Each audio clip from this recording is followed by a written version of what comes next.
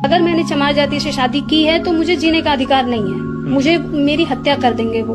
मेरी हत्या करने पर तुले हुए हैं क्योंकि मैंने चमार जाति में आकर के शादी की है। सिर्फ अपनी जाति में शादी करना जरूरी है, ये विचार आया कहाँ से? मनुस्मृति का अध्याय 3 श्लोक 5 से 12 देखो। यहाँ विवाह के लिए योग्य कन्या के गुणों का वर्णन है और यहाँ कहा गया है कि विवाह समान धर्म, स्वभाव और संस्कारों के अनुसार ही होना चाहिए।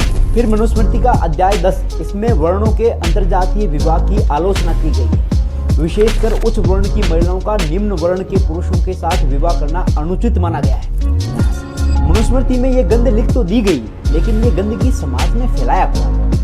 मनुस्मृति का ये 10वां अध्याय सिर्फ ब्राह्मणों को ही पढ़ने पढ़ाने और सिर्फ ब्राह्मणों को ही जीवन किस विधि से चले ये समाज को बताने का ठेका देता है। मतलब ये लड़की मनुस्मृति में लिख दी गई और ब्राह्मणों के द्वारा समाज में फैला दी गई बकवास का परिणाम भुगत रही है। बस इतनी सी बात है, मैं बार बार आपको समझा रहा हूँ।